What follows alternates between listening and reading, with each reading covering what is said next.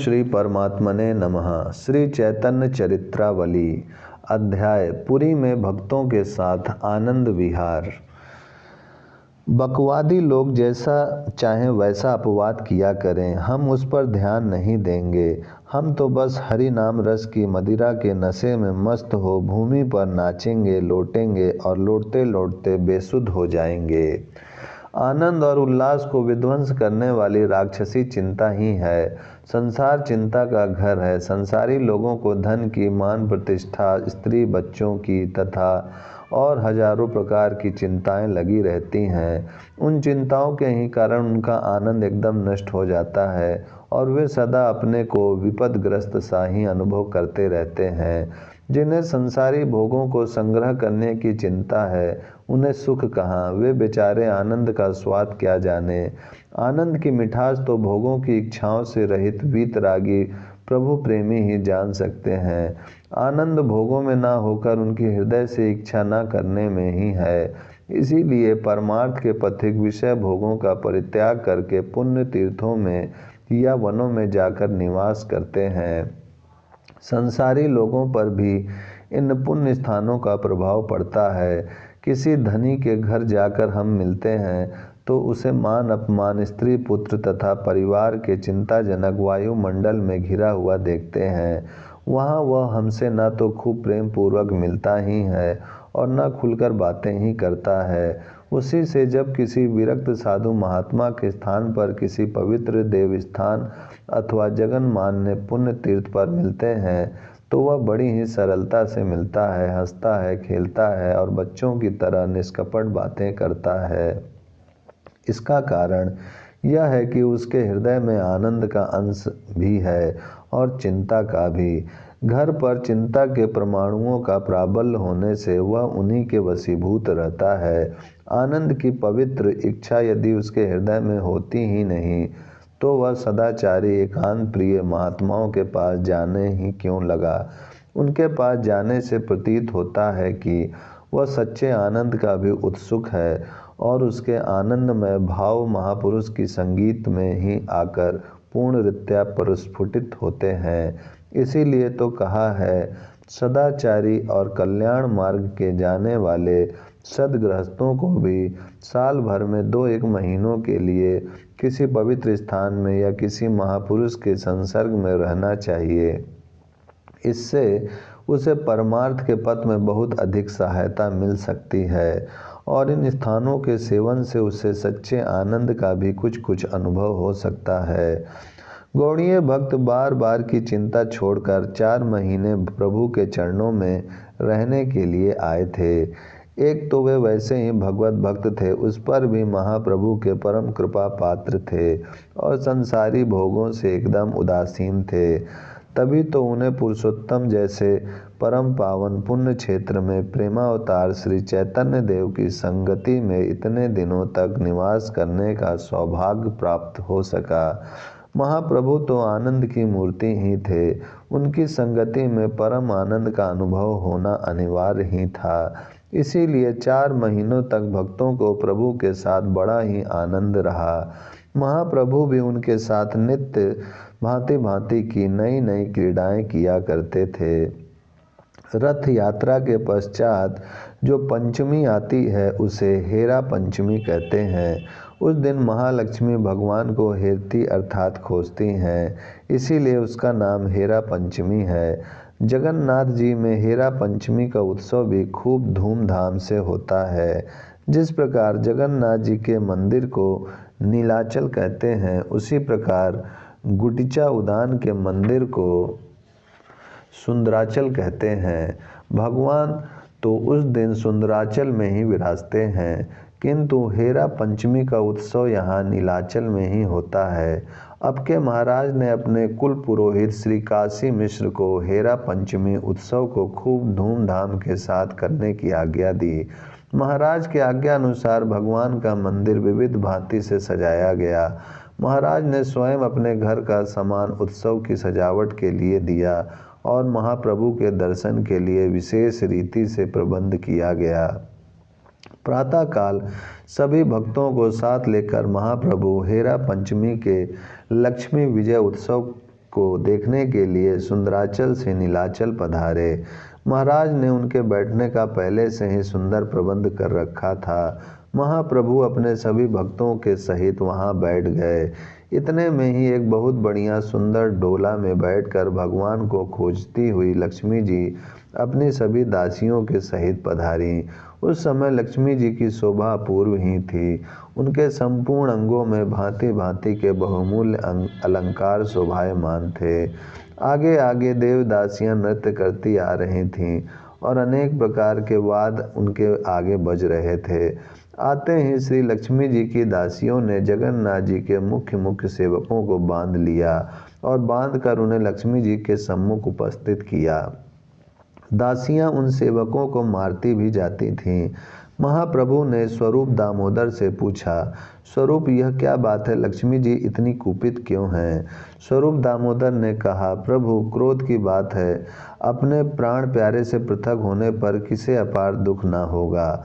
महाप्रभु ने पूछा, मैं यह जानना चाहता हूँ कि भगवान अकेले ही चुपके से चोर की भांति वृंदावन क्यों चले गए? लक्ष्मी जी को वे साथ क्यों नहीं ले गए? स्वरूप दामोदर ने कहा, प्रभु रास लीला में व्रज की गोपिकाओं का ही अधिकार है। लक्ष्मी जी के भाग में यह सौभाग्य सुख नहीं है। इस प्रकार महाप्रभु जी इसी संबंध में श्रीवास पंडित तथा स्वरूप दामोदर से बहुत देर तक बातें करते रहे। श्रीवास पंडित लक्ष्मी जी का पक्ष लेकर स्वरूप दामोदर की बातों का चातुरीपूर्वक खंडन करते थे। इस प्रकार यह प्रेम युक्त विवाद कुछ देर और चलता रहा। इतने में ही सेवकों के यह वचन देने पर कि हम आपके स्वामी को शीघ्र ही लाकर आपसे भेंट करा देंगे, लक्ष्मी जी ने उनके बंधन खुलवा दिए और वे अपने स्थान को लौट आईं। महाप्रभु जी भी लक्ष्मी जी का प्रसाद लेकर सुंदराचल लौट आए। वहाँ भक्तों के सहित उन्होंने संध्या आरती के दर्शन किए और बहुत रात्रि तक संकीर्तन होता रहा। इस प्रकार 8 दिनों तक महाप्रभु सुंदराचल में भक्तों के सहित आनंद विहार करते रहे। वे नित्य प्रति इंद्रधुम्न सरोवर में भक्तों के साथ जल क्रीड़ा करते। कोई किसी के ऊपर जल उलीच रहा है तो कोई किसी के ऊपर सवारी ही कर रहा है। झुंड के झुंड भक्त टोली बना बना कर एक दूसरे के ऊपर जल की वर्षा करते, फुहारे छोड़ते और डुबकी लगाकर एक दूसरे के पैर पकड़ते, फिर दो दो मिलकर परस्पर में जल युद्ध करते। गौड़ीय भक्तों के सहित सर्वभौम भट्टाचार्य, राय रामानंद, गोपीनाथाचार्य तथा और भी राज्य के बहुत से प्रतिष्ठित पुरुष प्रभु की जल क्रीड़ा में सम्मिलित होते। राय महाशय और सर्वभौम का जोड़ तोड़ था। वे परस्पर विविध प्रकार से जल युद्ध करते। महाप्रभु इन दोनों के कुतूहल को देखकर एक ओर खड़े खड़े हंसते रहते। कभी कभी गोपीनाथाचार्य से कहते, आचार्य आप इन दोनों को बरसते क्यों नहीं? इस तरह बच्चों की तरह क्रीड़ा करते देखकर लोग इन्हें क्या कहेंगे? ये दोनों ही महान प्रतिष्ठित और सम्माननीय पुरुष हैं। आचार्य हंसकर कहते, जब आपका इन दोनों के ऊपर इतना असीम अनुग्रह है तब ये क्या सदा अपने बड़प्पन को साथ ही बांधे फिरेंगे? ये सब आपकी कृपा का ही फल है। आचार्य सार्वभौम जोरों से जल उलीचते हुए कहते, हरि हरि ओम, हरि हरि ओम, हरि हरि ओम। हम पागल हो गए हैं, पागल। इतने में ही प्रभु उन्हें नीचे करके उनके ऊपर सवार हो जाते। वे भी शेष नाग की तरह प्रभु को अपने शरीर पर संयन करा लेते। इस प्रकार यह आनंद पराय रोज ही होता था। शाम को महाप्रभु आईटोटा बाग में नित्य प्रति श्री कृष्ण लीलाओं का अभिनय करते, जिससे भक्तों को अत्यंत ही सुख मिलता। इस प्रकार आनंद विहार करते करते 8 दिन बात की बात में निकल गए। किसी को पता ही न लगा कि कब हम सुंदराचल आए और कब 8 दिन व्यतीत हो गए। सुख का समय इसी प्रकार सहज ही बीत जाता है। इस प्रकार 8 दिनों तक आनंद के साथ निवास करने के अनंतर जब जगन्नाथ की उल्टी रथ यात्रा का समय आया, भगवान अब सुंदराचल को छोड़कर नीलाचल पधारेंगे। इसीलिए सेवक वृंद भगवान को रथ पर चढ़ाने का प्रयत्न करने लगे। भगवान को दैत्यागण पट्टर डोरियों में बांधकर रथ पर चढ़ाते हैं। उस समय भगवान को रथ पर चढ़ाते समय उनकी एक पट्ट डोरी टूट गई। इस पर प्रभु को बड़ा दुख हुआ और कुलीन ग्राम निवासी श्री रामानंद और सत्यराज खासे आप कहने लगे, आप लोग समर्थ हो, धनी हो। धन का सर्वोत्तम उपयोग यही है कि वह भगवान की सेवा पूजा में व्यय हो। इस काम को आप अपने जिम्मे ले लें। प्रतिवर्ष अपने यहाँ से भगवान की सुंदर सी मजबूत पटडोरी बनाकर रथोत्सव के समय साथ लाया करें। इन दोनों धनी भक्तों ने प्रभु की इस आज्ञा को शिरोधार्य किया और अपने भाग्य की सराहना की। उसके दूसरे साल से वे प्रतिवर्ष भगवान की पटडोरी बनवाकर अपने साथ लाते थे। भगवान की पांडु विजय अर्थात रथारोहण पूजा हो जाने पर रथ श्री जगन्नाथ जी की ओर चला। महाप्रभु भी भक्तों के सहित संकीर्तन करते हुए रथ के आगे आगे चले। भगवान के मंदिर में विराजमान होने पर और उनके दर्शन करके महाप्रभु अपने स्थान पर आ गए और भक्तों के सहित प्रसाद पाकर उन्होंने विश्राम किया। गौड़ीय भक्त बारी बारी से नित्य प्रति प्रभु को अपने यहाँ भिक्षा कराते थे।